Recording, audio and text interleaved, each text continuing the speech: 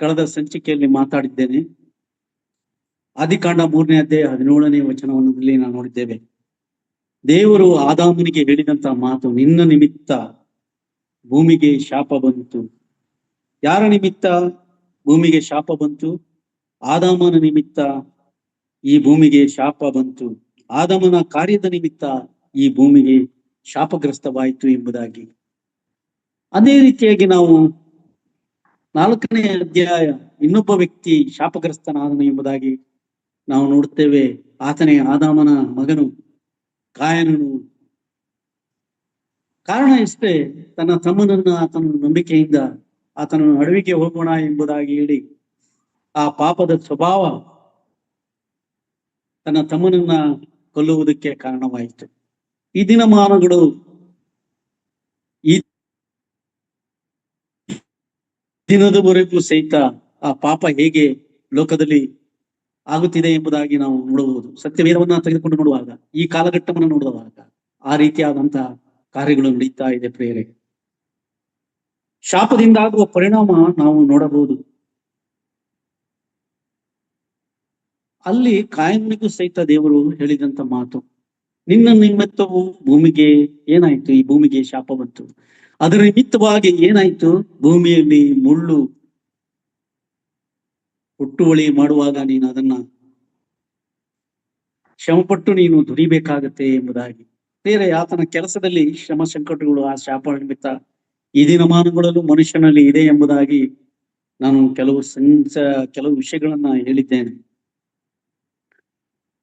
ಬೇರೆ ನಾವು ಒಮ್ಮೆ ಧರ್ಮಶಾಸ್ತ್ರವನ್ನ ಆಲೋಚಿಸಿ ನೋಡುವಾಗ, ಈ ಪಾಪ ಎಲ್ಲಿ ಉತ್ಪತ್ತಿ ಆಯಿತು ಎಂಬುದಾಗಿ ನೋಡುವಾಗ, ಧರ್ಮೋಪದೇಶ ಕಾಂಡ 10ನೇ ಅಧ್ಯಾಯ 14ನೇ ವಚನದಲ್ಲಿ ಒಂದು ಮಾತು ಬರೆಯಲ್ಪಟ್ಟಿದೆ. ಸೋದರಿ ಮಂಜುಳಾ ಜಾಕೋಬ್ ನಮ್ಮ ಮಧ್ಯೆ ಇದ್ದಾರೆ, ಆ ವಾಕ್ಯವನ್ನು ಓದಬೇಕು. ಈ ಶಾಪ ಎಂಬುದು ಎಲ್ಲಿ ಉತ್ಪತ್ತಿ ಆಯಿತು, ಎಲ್ಲಿ ಅದರ ಮೂಲ ಎಂಬುದಾಗಿ ನೋಡುವಾಗ ಅದು ಧರ್ಮೋಪದೇಶ ಕಾಂಡ 10ನೇ ಅಧ್ಯಾಯ 14ನೇ ವಚನ. ದೇವರಾದ ಯೆಹೋವನು ನಿಮ್ಮಿಂದ ಬೇರೇನು ಕೇಳಿಕೊಳ್ಳುತ್ತಾನೆ? ಆಲೋಚಿಸಿರಿ. ಉನ್ನತೋನ್ನತವಾದ ಆಕಾಶ ಮಂಡಲವು ಮತ್ತು ಭೂಮಿಯು ಅದರಲ್ಲಿರುವ ಎಲ್ಲವೂ ನಿಮ್ಮ ದೇವರಾದ ಯೆಹೋವನವೇ. 14. ಇದು ಒಂದು ವಿಷಯ ಆಯಿತು. 10-14 ಆಯ್ತು. ಯೆಶಾಯನ ಗ್ರಂಥ 14ನೇ ಅಧ್ಯಾಯ 13ನೇ ವಚನ ಮತ್ತು 14ನೇ ವಚನವನ್ನ ನಾವು ಓದಿಕೊಳ್ಳೋಣ. ಯೆಶಾಯ 14ನೇ ಅಧ್ಯಾಯ 13 ಮತ್ತು 14ನೇ ವಚನ. ನೀನು ಮನಸ್ಸಿನಲ್ಲಿ, ನಾನು ಆಕಾಶಕ್ಕೆ ಹತ್ತಿ ಉತ್ತರ ದಿಕ್ಕಿನ ಕಟ್ಟ ಕಡೆ ಇರುವ ಸುರಗಣ ಪರ್ವತದಲ್ಲಿ ನನ್ನ ಸಿಂಹಾಸನವನ್ನು ದೇವರ ನಕ್ಷತ್ರಗಳಿಗಿಂತ ಮೇಲೆ ಏರಿಸಿ ಆಸೀನನಾಗುವೆನು. ಉನ್ನತ ಮೇಘಮಂಡಲದಲ್ಲಿ ಮೇಲೆ ಏರಿ ಉನ್ನತೋನ್ನತನಿಗೆ ಸರಿ ಸಮಾನನಾಗುವೆನು ಅಂದುಕೊಂಡಿದ್ದೀಯಲ್ಲ. ಆದರೆ ನೀನು ಪಾತಾಳಕ್ಕೆ, ಅಧೋಲೋಕದ ಅಗಾಧ ಸ್ಥಳಕ್ಕೆ ತಳ್ಳಲ್ಪಡುತ್ತಿದ್ದಿ. Thank you sister. ಇಲ್ಲಿ ನಾವು ನೋಡುತ್ತೇವೆ 4 ವಿಷಯಗಳಿವೆ ಇಲ್ಲಿ. ಆತನು ಆಲೋಚಿಸಿದಂತಹ ಆ ಕೊರಬಿ, ಆ ಸೈತಾನನು ಎಂಬುದಾಗಿ ನಾವು ದೇವದೂತರ ಶಾಸ್ತ್ರದಲ್ಲಿ ಸ್ಟೀವನ್ಸನ್ ಬ್ರದರ್ ನಮಗೆ ತಿಳಿಸಿದ್ದಾರೆ. ಆದ್ರೆ ನನ್ನ ಸಂದೇಶಕ್ಕೆ ಪಾಪ ಮತ್ತು ಶಾಪದ ವಿಷಯವಾಗಿ ನಾನು ಮಾತಾಡುವನಾಗಿದ್ದೇನೆ. ನಾನು ಆಕಾಶಕ್ಕೆ ಹತ್ತಿ, ನಂಬರ್ 1. 2ನೇದು, ನಾನು ಉತ್ತರ ದಿಕ್ಕಿನ ಕಟ್ಟ ಕಡೆಯ ಸುರಗಣ ಪರ್ವತದಲ್ಲಿ, ಅಂದ್ರೆ ಚಿಯೋನ್ ಪರ್ವತದಲ್ಲಿ, ಯೆರೂಸಲೇಮ್ ದೇವಾಲಯ, ನಾವು 121ನೇ ಕೀರ್ತನೆ ನೋಡ್ತೇವೆ. ನನ್ನ ಸಾಯವು ಎಲ್ಲಿಂದ ಬರುವುದು?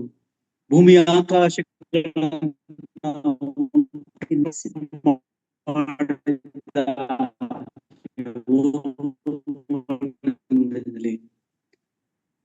ಭೂಮಿ ಆಕಾಶಗಳನ್ನು ನಿರ್ಮಿಸಿದ ಯೆಹೋವನೆಂದರೆ. ಯಾಕೆ ಅಲ್ಲಿ ಬರೆಯಲ್ಪಟ್ಟಿದೆ? ಆ ಪರ್ವತಗಳ ಮಧ್ಯೆ ಅಲ್ಲಿ ಇರುವಂತಹ ದೇವಾಲಯ ಯೆರೂಸಲೇಮ್ ದೇವಾಲಯ, ದೇವರ ಮಹಿಮೆಯಲ್ಲಿ ಇಳಿದು ಬರುತ್ತಿತ್ತು ಪ್ರೇಯರೇ.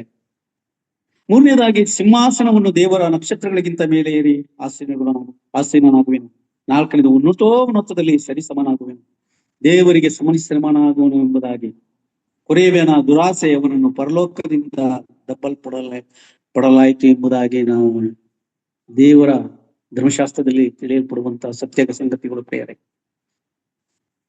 ಹಾಗೆ ಈ ಲೋಕದಲ್ಲಿ ಆತನು ಬಹಳ ಜನನ್ನ ಈಗಲೂ ಸಹ ವಂಚಿಸುತ್ತಾನೆ. ಸರ್ವ ಲೋಕಕ್ಕೂ ಆತನು ಸುಳ್ಳನ್ನು ಬಿತ್ತುವನಾಗಿದ್ದಾನೆ ಪ್ರಿಯರೇ. ಇಲ್ಲಿಗೆ ಸರ್ವ ಲೋಕಕ್ಕೆ ದೇವರ ವಿರುದ್ಧವಾಗಿ ನಿಂತುಕೊಳ್ಳುವಂತ ಆತನು ಮನುಷ್ಯನನ್ನು ಉಂಟು ಮಾಡಿದ ದೇವರು ವಿರುದ್ಧವಾಗಿ ಆತನ ದೇವರನ್ನ ಆರಾಧಿಸಬಾರದು ಎಂಬುದಾಗಿ ಆತನ ಆಲೋಚನೆ. ನಾನು ಸಂದೇಶ ಇವತ್ತು ಇದಲ್ಲ, ಪಾಪ ಮತ್ತು ಶಾಪಗಳನ್ನು ಆತನು ಹೊತ್ತುಕೊಂಡನು ಎಂಬುದಾಗಿ ನಾವು ಗಲಾತ್ಯ ಪತ್ರಿಕೆ 3ನೇ ಅಧ್ಯಾಯ 14ನೇ ವಚನದಲ್ಲಿ ಬಹಳ ಸ್ಪಷ್ಟವಾಗಿ ನಾವು ನೋಡುವರಾಗಿದ್ದೇವೆ. ಬೇರೆ ಕಾಯನನ ಜೀವಿತವನ್ನ ನೋಡುವಾಗ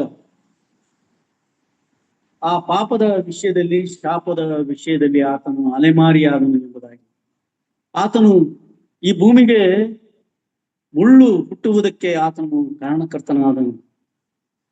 ಶಾಪ ಮತ್ತು ಪಾಪದ ನಿಮಿತ್ತವಾಗಿ ಭೂಮಿಗೆ ಮುಳ್ಳು ಉಂಟಾಯಿತು ಎಂಬುದಾಗಿ ನೋಡುವಾಗ ಅದನ್ನ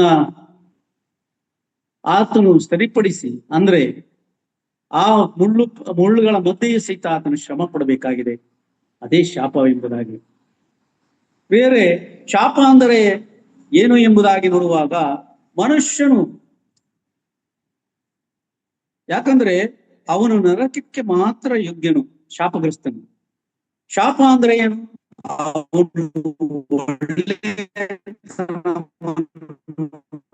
ಹೊಂದಲಿಕ್ಕೆ ಯೋಗ್ಯನಲ್ಲ ಎಂಬುದಾಗಿ ನಾವು ಇರಲಿಕ್ಕೆ ಯೋಗ್ಯನಲ್ಲ. ಇದು ಶಾಪವಾಗಿ ಇಡೀ ಮಾನವ ಕುಲ ಇದಕ್ಕೆ ಒಳಗಾಗಿದೆ ಪ್ರಿಯರೇ. ಇದು ಶಾಪ ಫಲ. ಇದು ಏನಾಯಿತು? ನಾವು ಆದಿಕಾಂಡದಲ್ಲಿ 3:17 ನೋಡುತ್ತೇವೆ ಪ್ರಿಯರೇ. ಶಾಪದ ಫಲವಾಗಿ ಮುಳ್ಳು ಗಿಡಗಳು ಬೆಳೆಯುತ್ತಾ, ನೀನು ಇದರಲ್ಲಿ ಏನು ಮಾಡಬೇಕು? ವ್ಯವಸಾಯ ಮಾಡಬೇಕು, ನಿನ್ನ ಬೆವರನ್ನು ಸುರಿಸಬೇಕು, ಕಷ್ಟಪಟ್ಟು ಹುಟ್ಟುವಳಿ ಮಾಡಬೇಕು. ನೋಡ್ರಿ, ಆತನು ದೇವರು ಮಾಡಿದಂತ ಇವತ್ತು ಕೆಲಸ ಕಾರ್ಯಗಳಲ್ಲಿ ಪ್ರಯಾಸವಿದೆ, ಕಷ್ಟ ಇದೆ, ಅವಮಾನ ಇದೆ, ನಿಂದೆ ಇದೆ, ಸರಿಯಾದ ಪ್ರತಿಫಲ ಸಿಗದೇ ಇರುವಂತ ಒಂದು ಸಮಯವಿದೆ ಪ್ರಿಯರೇ. ಕಾಯನನಿಗೆ ದೇವರು ಶಾಪ ಕೊಟ್ಟರು. ಏನು ಶಾಪ ಕೊಟ್ಟರು? ನೀನು ಅಲೆಮಾರಿಯಾಗಿದ್ಯಾ. ಯಾರು ಆಗುತ್ತೀಯಾ? ಅಲೆಮಾರಿ ಆಗುತ್ತೀಯಾ ಎಂಬುದಾಗಿ. ಒಬ್ಬ ಮನುಷ್ಯನು ಅಲೆಮಾರಿಯಾಗಿದ್ದನು ಶಾಪವನ್ನು ಅನುಭವಿಸುತ್ತಾ ಇದ್ದಾನೆ. ಅಲೆಮಾರಿಯಾಗಿ ಆತನು ಶಾಪವನ್ನ ಅನುಭವಿಸುತ್ತಾ ಇದ್ದಾನೆ.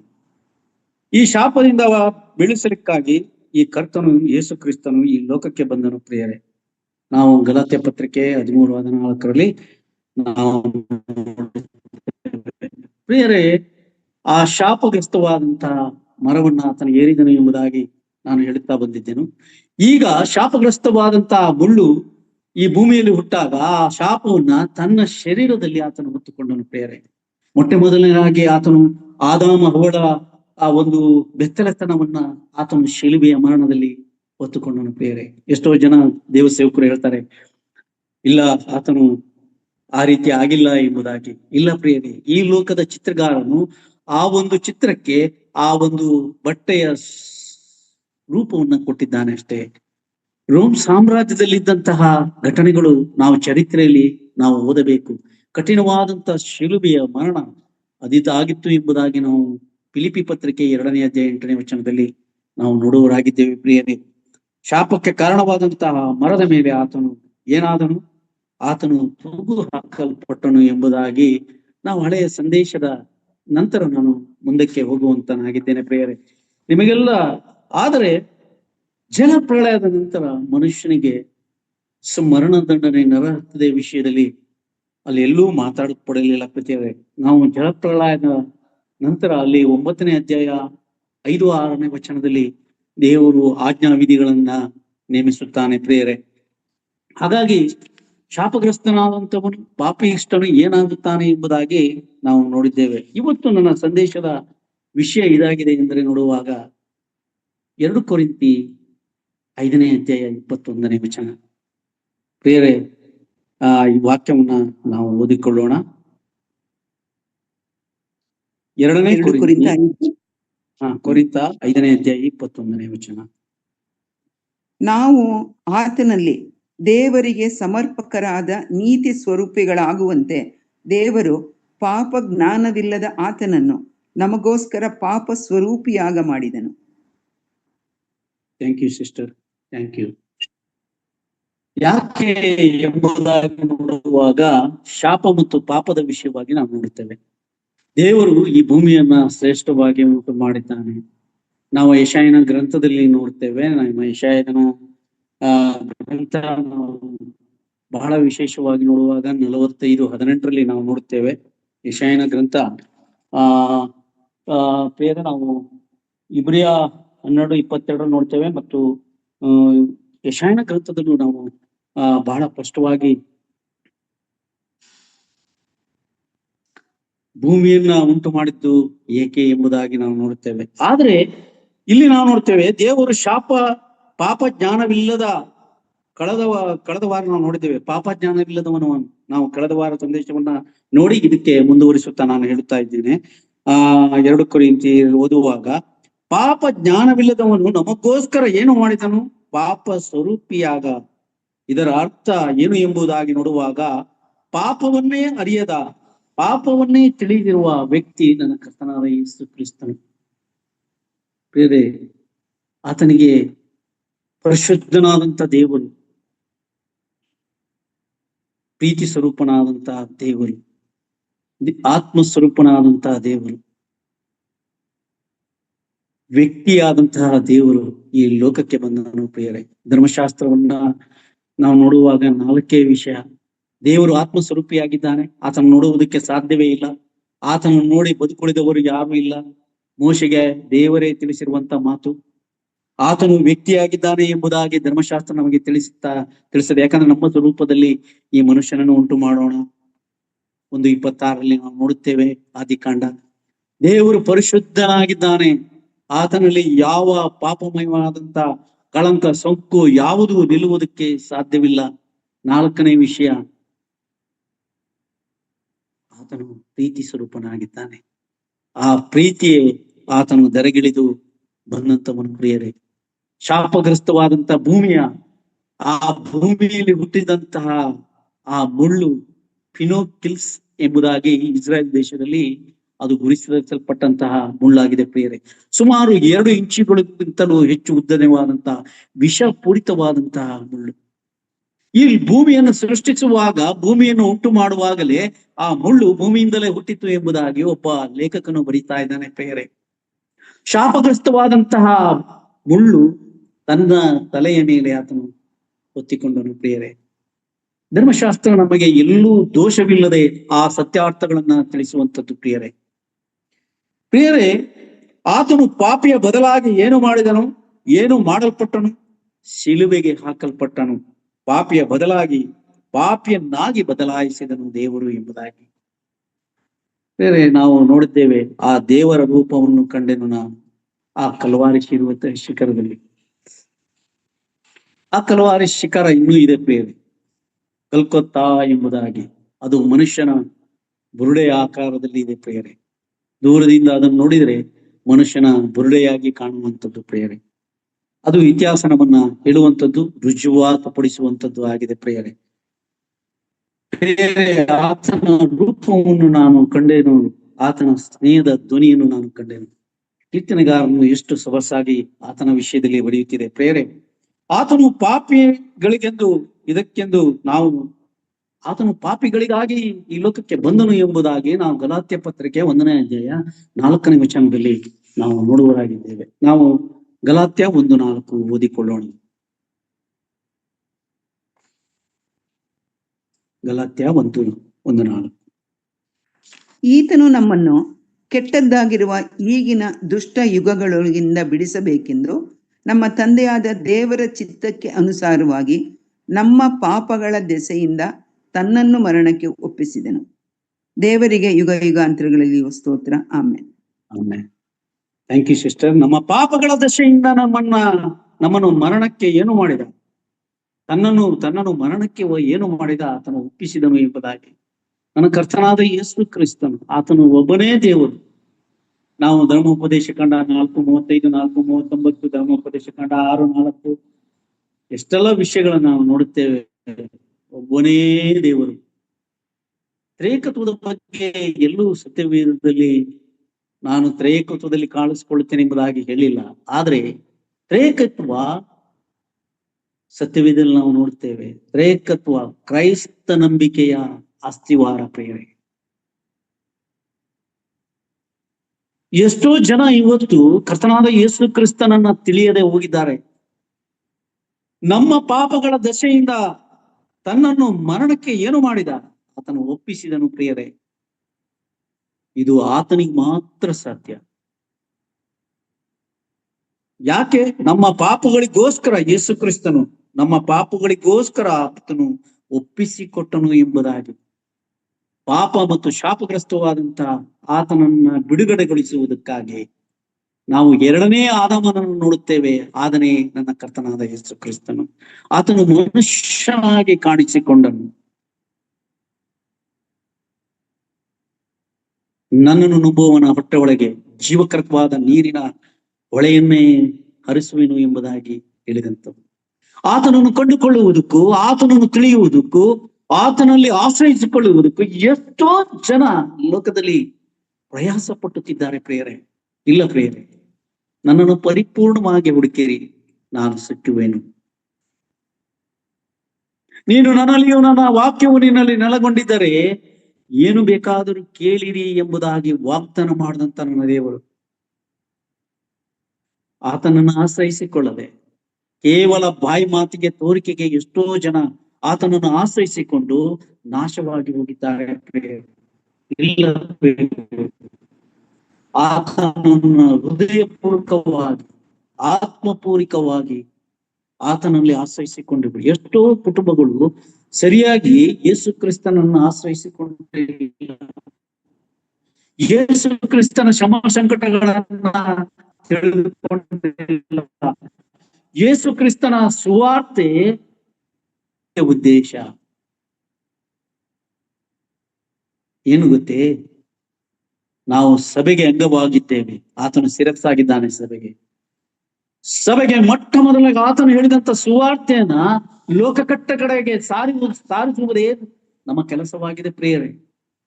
ಎಷ್ಟೋ ಜನರಿಗೆ ಗೊತ್ತಿಲ್ಲ ಇದು ದೇವರ ಕೆಲಸ, ದೇವರ ಕೆಲಸದವರ ಕೆಲಸ, ಸಂದೇಶಕರ ಕೆಲಸ ಎಂಬುದಾಗಿ. ಇಲ್ಲ ಪ್ರಿಯರೇ, ಸಭೆಗೆ ಕೊಟ್ಟಲ್ಪಟ್ಟಂತಹ ಮಹತ್ವವಾದಂತಹ ಸಂಗತಿ ಆತನ ಸುವಾರ್ತೆಯನ್ನು ಸಾರುವುದಾಗಿದೆ ಪ್ರಿಯರೇ. ನನ್ನ ಕತೆ, ನನ್ನ ದೇವರ ಕಥೆಯನ್ನ ತಿಳಿಯುವುದೇ ನಾವು ಕೊರಿಂಥಿ ಪತ್ರಿಕೆಯಲ್ಲಿ ನಾವು ನೋಡುತ್ತೇವೆ. 15ನೇ ಅಧ್ಯಾಯ 3-4 ವಚನಗಳು. ಧರ್ಮಶಾಸ್ತ್ರದ ಪ್ರಕಾರ ನಮ್ಮ ಪಾಪಗಳಿಗಾಗಿ ಆತನು ಸತ್ತನು, ನಮ್ಮ ಪಾಪಗಳಿಗಾಗಿ ಉಳಲ್ಪಟ್ಟನು. 3ನೇ ದಿನ ಧರ್ಮಶಾಸ್ತ್ರದಲ್ಲಿ ಹೇಳಲ್ಪಟ್ಟಂತೆ ಆತನು ಎತ್ತನು. ಆತನು ನಮ್ಮ ಪಾಪಗಳಿಗಾಗಿ, ನಮ್ಮ ಶ್ರಮ ಸಂಕಟಗಳಿಗಾಗಿ, ನಮ್ಮ ನೋವುಗಳಿಗಾಗಿ, ನಮ್ಮ ಸಂಕಟ ವೇದನೆಗಳಿಗೋಸ್ಕರ ಆತನು ಜಜ್ಜಲ್ಪಟ್ಟನು ಪ್ರಿಯರೇ. ಆತನು ತಪ್ಪಿಗಾಗಿ ಶಿಲುಬೆಯಲ್ಲಿ ಹಾಕಲಿಲ್ಲ, ಆತನು ನಮ್ಮ ನಿಮ್ಮ ಪಾಪಗಳಿಗಾಗಿ ತನ್ನ ಮೇಲೆ ಹಾಕಿಕೊಂಡನು ಪ್ರಿಯರೇ. ಇದು ಯಾರ ಸಂಕಟವಾಗಿತ್ತು? ದೇವರು ಸ್ಪಷ್ಟವಾಗಿ ಯೆಶಾಯನ ಗ್ರಂಥ 53ನೇ ಅಧ್ಯಾಯ 6ನೇ ವಚನದಲ್ಲಿ ಬರೆಯಲ್ಪಟ್ಟಿದೆ ಪ್ರಿಯರೇ. ನಮ್ಮ ಪೂರ್ವಿಕರಿಗೆ ಇದು ತಿಳಿಯದೆ ಹೋಯಿತು. ಯೆಶಾಯನ ಗ್ರಂಥ 53:6.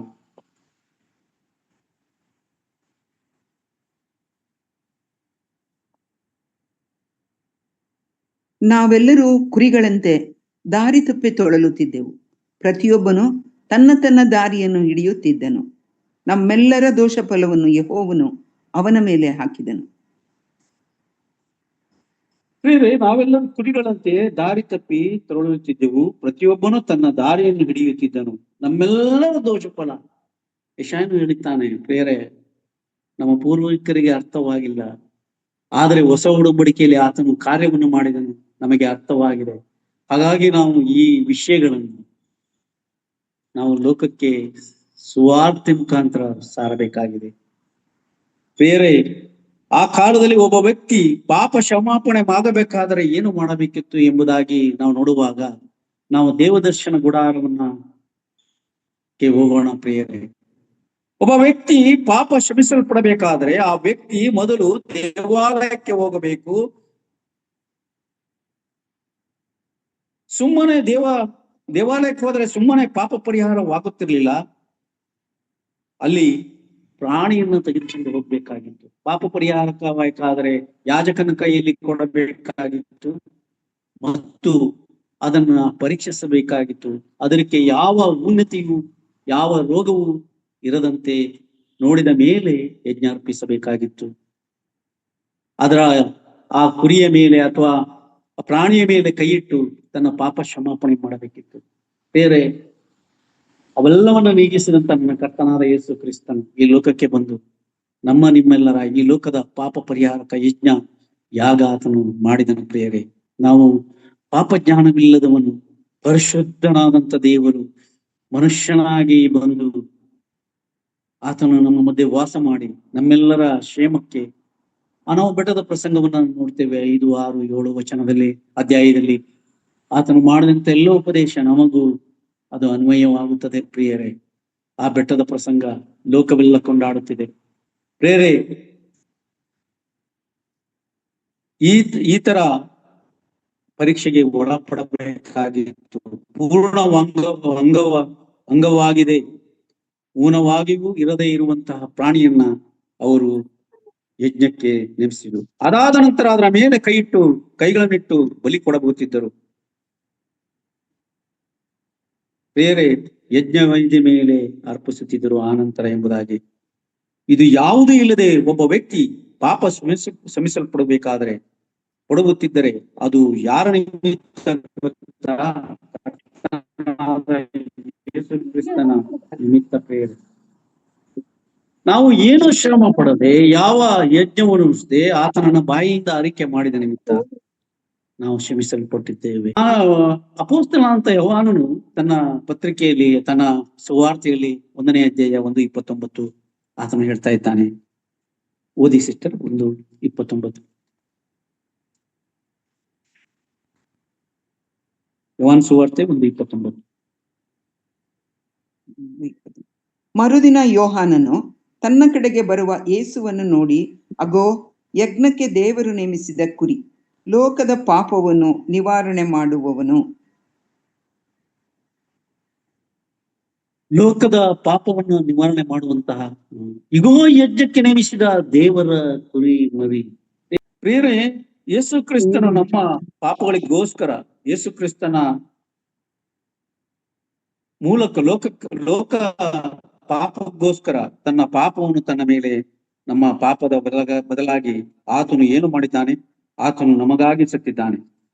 ಆತನು ನಮಗೋಸ್ಕರ ಪಾಪ ಮಾಡಲ್ಪಟ್ಟನು.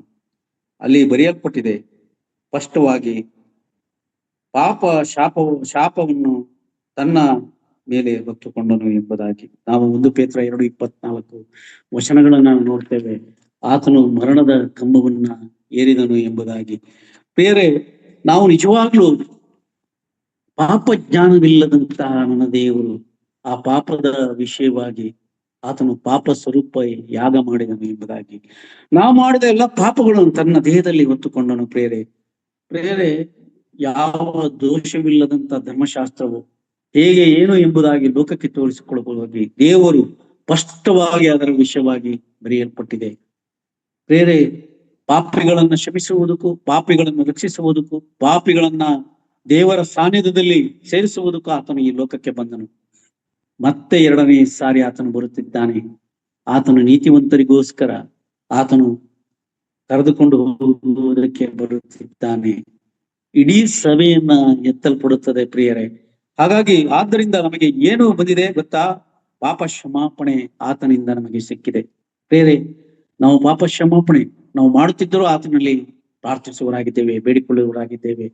ನಾವು ಆತನ ಪಾದದ ಬಳಿಯಲ್ಲಿ ಅನೇಕ ವಿಷಯಗಳಿಗಾಗಿ ಪಶ್ಚಾತ್ತಾಪ ಇವರಿಗೂ ನಾವು ಬಿಡುತ್ತಾ ಇದ್ದೇವೆ. ನನ್ನನ್ನು ಕನಿಕರಿಸು, ನನ್ನನ್ನು ದಯೆ ತೋರಿಸು ಎಂಬುದಾಗಿ. ಪ್ರಿಯರೇ, ನಾವು ಮಾಡಿದ ಪುಣ್ಯ ಕ್ರಿಯೆಯಿಂದಾಗಲಿ, ನಾವು ಮಾಡಿದ ಒಳ್ಳೆಯ ಕ್ರಿಯೆಗಳಿಂದಾಗಲಿ,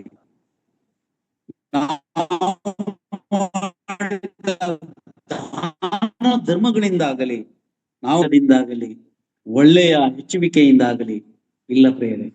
ಆತನು ಮಾಡಿದ ತ್ಯಾಗದ ನಿಮಿತ್ತವಾಗಿ ನಮ್ಮ ಪಾಪಗಳು ಕ್ಷಮಿಸಲ್ಪಟ್ಟಿದೆ. ನಮ್ಮ ಶಾಪಗಳನ್ನು ಆತನು ಹೊತ್ತುಕೊಂಡಿದ್ದಾನೆ. ಆತನು ಗಲಾತ್ಯ ಪತ್ರಿಕೆಯಲ್ಲಿ ನಾವು ನೋಡುತ್ತೇವೆ. ಆತನು ಗಲಾತ್ಯ ಪತ್ರಿಕೆ 3:14 ಓದಿ ಸಿಸ್ಟರ್. ಗಲಾತ್ಯ ಪತ್ರಿಕೆ 3:14. ನಾನು ಸಂದೇಶವನ್ನ ಮೊಟಕುಗೊಳಿಸಿ ಸ್ವಲ್ಪ ವಿವರಣವಾಗಿ ಹೇಳ್ತಾ ಇದ್ದೇನೆ. ಗಲಾತ್ಯ ಪತ್ರಿಕೆ 3:14. ಅಬ್ರಹಾಮನಿಗೆ ಉಂಟಾದ ಆಶೀರ್ವಾದವು ಕ್ರಿಸ್ತ ಯೇಸುವಿನಲ್ಲಿ ಅನ್ಯ ಜನರಿಗೆ ಉಂಟಾಗುವಂತೆಯೂ ದೇವರು ವಾಗ್ದಾನ ಮಾಡಿದ ಆತ್ಮನು ನಮಗೆ ನಂಬಿಕೆಯ ಮೂಲಕ ದೊರಕುವಂತೆಯೂ ಕ್ರಿಸ್ತನು ನಮ್ಮ ನಿಮಿತ್ತ ಶಾಪವಾಗಿ ಧರ್ಮಶಾಸ್ತ್ರದಲ್ಲಿ ಹೇಳಿರುವ ಶಾಪದೊಳಗಿಂದ ನಮ್ಮನ್ನು ಬಿಡಿಸಿದನು. ಮರಕ್ಕೆ ತೂಗು ಹಾಕಲ್ಪಟ್ಟ ಪ್ರತಿಯೊಬ್ಬನು ಶಾಪಗ್ರಸ್ತನು ಎಂದು ಶಾಸ್ತ್ರದಲ್ಲಿ ಬರೆದದೆಯಲ್ಲ. Thank you sister. ದೇವನಾಮ ಸ್ತೋತ್ರವಾಗ್ಲಿ. Praise the lord. ಒಳ್ಳೆಯ ವಿಷಯಗಳನ್ನ ಗಲಾತ್ಯ ಪತ್ರಿಕೆಯಲ್ಲಿ ಪೌಲನು ಬರೆಯುತ್ತಾ ಇದ್ದಾನೆ ಪ್ರಿಯರೇ. ಈ ಪೌಲನು ಕ್ರಿಸ್ತ ವಿರೋಧಿ, ತಂದೆಯಾದ ದೇವರ ಆರಾಧಕನು. ಆ ಒಬ್ಬನೇ ದೇವರೆಂದು ತಿಳಿದು ಇವನು ಕ್ರಿಸ್ತನು ದೇವರಲ್ಲ, ಕ್ರಿಸ್ತನನ್ನು ಹಿಂಬಾಲಿಸುವವರನ್ನ ನೋಡಿ ಹಿಂಸೆ ಪಡಿಸುವಂತಹ ಈ ಪೌಲನೇ ತಂದೆಯಾದ ದೇವರ ಆರಾಧಕನು. ಜೆಹೋವ ವಿಟ್ನೆಸ್ಗಳನ್ನ ನಾನು ಎಷ್ಟೋ ಸಲ ವಾದ ವಿವಾದಗಳನ್ನ ಮಾಡಿದ್ದೇನೆ. ಆ ತಂದೆಯಾದ ದೇವರೆಂದು ನಾ ಹೇಳಿಕೊಂಡು ಕ್ರೈಸ್ತರನ್ನ ಹಿಂಸಿಸುತ್ತಿದ್ದ ಪೌಲನು ತನ್ನ ಪತ್ರಿಕೆಯಲ್ಲಿ ಗಲಾತ್ಯ ಸಭೆಗೆ ಆತನು ತಿಳಿಸುವನಾಗಿದ್ದಾನೆ. ಆ ಧರ್ಮಶಾಸ್ತ್ರ ನಮ್ಮ ನಿಮಿತ್ತ ಶಾಪವಾಗಿ ಆ ಧರ್ಮಶಾಸ್ತ್ರದಲ್ಲಿ ಹೇಳಿರುವ ಶಾಪದೊಳಗಿಂದ ನಮ್ಮನ್ನು ಬಿಡಿಸಿದನು. ಮರಕ್ಕೆ ತೂಗ ಹಾಕಲ್ಪಟ್ಟಂತ ಪ್ರತಿಯೊಬ್ಬನು ಶಾಪಗ್ರಸ್ತನು ಎಂದು ಧರ್ಮಶಾಸ್ತ್ರದಲ್ಲಿ ಬರೆಯಲ್ಪಟ್ಟಿದೆಯಲ್ಲ. 21 ಧರ್ಮೋಪದೇಶ ಕಾಂಡ 21ನೇ ಅಧ್ಯಾಯ 22-23 ನಡೆಯುತ್ತಿದೆ. ಅಧಿಕಾರಿಗಳು ಪಾಪ ಅಪರಾಧಗಳನ್ನ ಮಾಡಿದವರನ್ನ ಬಹಿರಂಗವಾಗಿ ಅವಮಾನಪಡಿಸುವುದಕ್ಕಾಗಿ ಆ ಮರಕ್ಕೆ ತೂಗಲು ಹಾಕಲ್ಪಡ್ತಿದ್ರು ಎಂಬುದಾಗಿ ಅನಾದಿ ನಮ್ಮ ಪೂರ್ವಿಕರ ಕಾಲದಲ್ಲಿ ನಾನು ಇಂದಿನ ಸಂಚಿಕೆಯಲ್ಲಿ ನಾನು ಹೇಳಿದ್ದೇನೆ ಪ್ರಿಯರೇ. ಅವೆಲ್ಲ ಹೊಂದಾಣಿಕೆ ಧರ್ಮಶಾಸ್ತ್ರದಲ್ಲಿದೆ. ನಾನು ಹೇಳುತ್ತಿರುವಂತ ಸಂಗತಿಗಳು ಧರ್ಮಶಾಸ್ತ್ರದ ಪುಸ್ತಕದಲ್ಲಿ ಇರುವಂತ ಸಂಗತಿಗಳ ನಿಮ್ಮೊಟ್ಟಿಗೆ ನಾನು ಹಂಚಿಕೊಳ್ತಿದ್ದೇನೆ. ಸರಿಯಾದ ಮಾರ್ಗದಲ್ಲಿ, ಸರಿಯಾದ ಬೋಧನೆಯಲ್ಲಿ, ಉಪದೇಶದಲ್ಲಿ ನಾವು ನಿಂತುಕೊಳ್ಳುವುದಕ್ಕಾಗಿ ಪ್ರೇರೆ ನಮ್ಮ ಕ್ಷಮಿಸುವುದಕ್ಕಾಗಿ ಅಲ್ಲ. ಯಾಕೆ ಆಗಲ್ಲ? ಯಾಕಂದ್ರೆ ನಾವು ಪಾಪಿಗಳು. ನಾವು ಒಬ್ಬರನ್ನೊಬ್ಬರು ಕ್ಷಮಿಸುವುದಕ್ಕಾಗದೇ ಇಲ್ಲ. ಆದ್ರೆ ವಿಶ್ವಾಸಿಗಳಿಗೆ ನಾವು ಕ್ಷಮೆಯನ್ನು ಕೊಟ್ರೆ ಮಾತ್ರ ನಮ್ಮ ಪಾಪ ಅಪರಾಧಗಳು ನಮಗೂ ಕ್ಷಮೆ ಇದೆ. ಆದ್ರೆ ಮನುಷ್ಯನು ಪಾಪಿಯಾಗಿದ್ದಾನೆ. ಹಾಗಾಗಿ ಒಬ್ಬ ಕುಷ್ಠರೋಗಿ ಒಂದು ಹಣ್ಣನ್ನ ಕೊಡುವುದಾದರೆ ನಾವು ತೆಗೆದುಕೊಳ್ಳುವುದಕ್ಕೆ ಸಾಧ್ಯವೋ ಪ್ರಿಯರೇ? ಒಳ್ಳೆ ಮಾಗಿದ ಮಾವಿನ ಹಣ್ಣನ್ನ ತಂದು ಒಬ್ಬ ಕುಷ್ಠರೋಗಿ ಅಯ್ಯ ತಗೊಳ್ಳಯ್ಯ, ತಿನ್ನು, ಅನುಭವಿಸು ಎಂಬುದಾಗಿ ಹೇಳುವುದರೆ ಸಾಧ್ಯವಿದೆಯಾ? ಇಲ್ಲ ಪ್ರಿಯರೇ. ಯಾಕೆ? ಹಣ್ಣಿನಲ್ಲಿ ತೊಂದರೆ ಇಲ್ಲ, ಕೊಡುವಂತವನು ಯಾರು?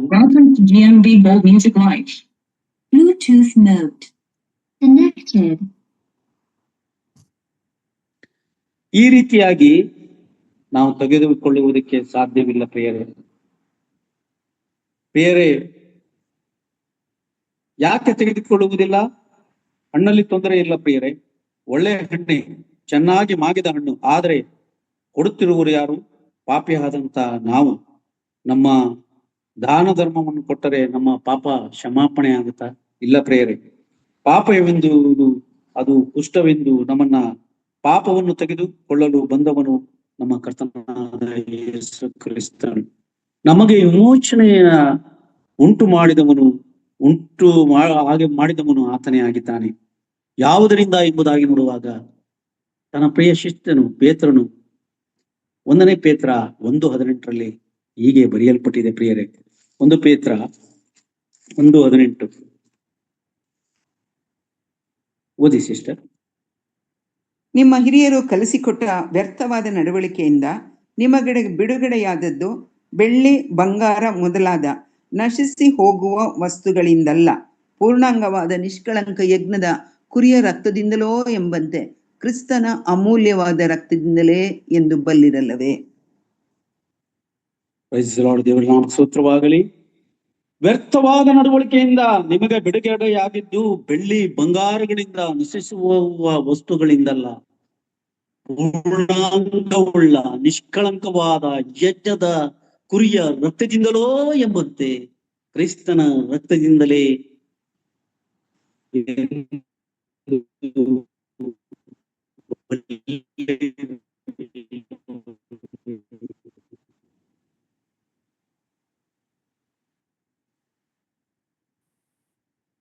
ಬೇರೆ ಹೇಳ್ತಾ ಇದ್ದಾನೆ. ನಾವು ಪುರುಷ ಸಂತಾನದ ಇಬ್ಬರು ವ್ಯಕ್ತಿಗಳನ್ನು ನಾವು ನೋಡಿದ್ದೇವೆ, ಕಾಯನ ಮತ್ತು ಆದಾಮ. ಕಾಯನನ ನಿಮಿತ್ತವಾಗಿ ಭೂಮಿಗೆ ಏನಾಯಿತು? ಶಾಪಗ್ರಸ್ತವಾಗಿ ಈ ಭೂಮಿಯಲ್ಲಿ ಮುಳ್ಳು ಹುಟ್ಟಿಕೊಳ್ಳಿತು. ಆ ಮುಳ್ಳ ತನ್ನ ಶಿರಸ್ಸಿನಲ್ಲಿ ಹೊತ್ತುಕೊಂಡನು. ಪ್ರಿಯರೇ, ಎಷ್ಟು ಅದ್ಭುತವಾದಂತ ಧರ್ಮಶಾಸ್ತ್ರ, ಎಷ್ಟು ನಿಖರವಾದಂತ ಧರ್ಮಶಾಸ್ತ್ರ, ಆ ಪರಲೋಕದಿಂದ ಸ್ಥಾಪಿಸಲ್ಪಟ್ಟಂತ ಧರ್ಮಶಾಸ್ತ್ರ. 119ನೇ ಕೀರ್ತನೆ 89ನೇ ವಚನ. ಸರ್ವವನ್ನು ಆತನು ಮನುಷ್ಯನಿಗಾಗಿ ಯೋಗ್ಯವಾಗಿ ಉಂಟು ಮಾಡಿದಂತ ದೇವರು ಮನುಷ್ಯನ ಸ್ಥಿತಿ ನೋಡಿ ಮರಗಿದನು, ಕಣ್ಣೀರಿಟ್ಟನು. 39 ಚಡಿಯಿಟ್ಟು ತನ್ನ ಶರೀರದಲ್ಲಿ ಆತನು ಹೊತ್ತುಕೊಂಡನು. 129ನೇ ಕೀರ್ತನೆ 3ನೇ ವಚನ. ಆ ಶಿಪಾಯಿಗಳು ಆತನನ್ನ ಕೊರಡೆಯಿಂದ ಹೊಡೆದಾಗ ಆತನ ಬೆನ್ನು ರೈತನು ಉಳುವ ನೆಲದಂತೆ ಆಯ್ತು ಎಂಬುದಾಗಿ ಆತನು ಪಟ್ಟಂತ ಪಾಡು ಕಷ್ಟಗಳು ನಿನ್ನ ಜೀವಿತದಲ್ಲಿ ಆ ಮನ ಮರುಗುವಂತ, ಆ ಕ್ರಿಸ್ತನನ್ನು ಅಂಗೀಕರಿಸುವಂತ, ಸತ್ಯ ಸುವಾರ್ತೆಯನ್ನು ತಿಳಿಯುವಂತ, ಸತ್ಯ ದೇವರನ್ನು ಅರಿಯುವಂತ ವ್ಯಕ್ತಿಗಳು ಮಾತ್ರ ಆತನ ಸಮೀಪದಲ್ಲಿದ್ದಾರೆ. ಪ್ರೇರೆ, ಯೇಸು ಕ್ರಿಸ್ತನು ನಿಷ್ಕಳಂಕವಾದ ಯಜ್ಞದ ಕುರಿಮರಿ. ನಮ್ಮ ಪೂರ್ವಿಕರ ವ್ಯಕ್ತವಾದ ನಡವಳಿಕೆಯಿಂದ ಅಲ್ಲ, ಅದು ಪೂರ್ಣಾಂಗವುಳ್ಳಂತ ಯಜ್ಞದ ಕುರಿ ನನ್ನ ಕರ್ತನಾದ ಯೇಸು ಕ್ರಿಸ್ತನು. ಈ ಲೋಕ ಎಲ್ಲ ಆತನು ಹುಡುಕಿಸಿದೆ. ಆತನು ಸತ್ಯವೇದದಲ್ಲಿ ಆತನು ನೆರಳಿನಂತೆ ನಮ್ಮನ್ನ ಪಕ್ಕದಲ್ಲೇ ಇದ್ದಾನೆ. ಆತನು ಹೇಳಿದಂತ ಮಾತು ಯುಗದ ಸಮಾಪ್ತಿಯವರೆಗೂ ಯಾವಾಗಲೂ ನಿಮ್ಮೊಟ್ಟಿಗೆ ಇರುತ್ತೇನೆ. ಕ್ರಿಸ್ತನಲ್ಲಿ ನನ್ನ ಪ್ರೇರೆ. ಈ ದಿನ ಸಂದೇಶ ಹೇಳುವುದಕ್ಕೆ ದೇವರು ನನಗೆ ಈ ಸಂದೇಶದ ಮುಂದಿನ ಭಾಗ, ಅದು ಶಾಪ ಮತ್ತು ಪಾಪದ ನಿಮಿತ್ತವಾಗಿ ನಾನು ಬರ್ತಾ ಇದ್ದೇನೆ. ಯೂದಾನ್ ತೋಟದಿಂದ ನಾನು ಗೆಸ್ಸೆಮನೆ ತೋಟಕ್ಕೆ ಬರುತ್ತಿದ್ದೇನೆ. ಪ್ರೇರೆ, ನಾನು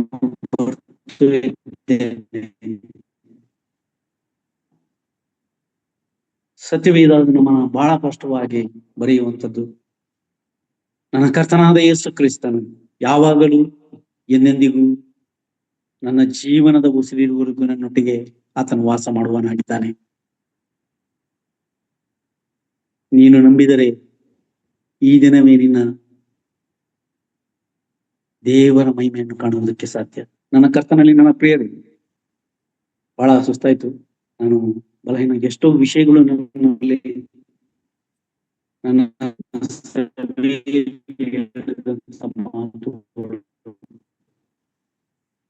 ಬಚ್ಚಿಟ್ಟುಕೊಂಡಂತ ವಿಷಯಗಳು ನಿಮ್ಮೊಟ್ಟಿಗೆ ಹಂಚಿಕೊಂಡಿದ್ದೇನೆ. ಪ್ರಿಯರೇ, ನಮ್ಮ ಸಭಾ ಜೀವಿತದಲ್ಲಿ ಸಭಾ ಸೇವಕರು ಹೇಳಿದಂತ ಉಪದೇಶಗಳು ನಾವು ನಮ್ಮನ್ನ ಆತನು ಇಟ್ಟಿದ್ದಾನೆ, ಆತನು ನೇಮಿಸಿ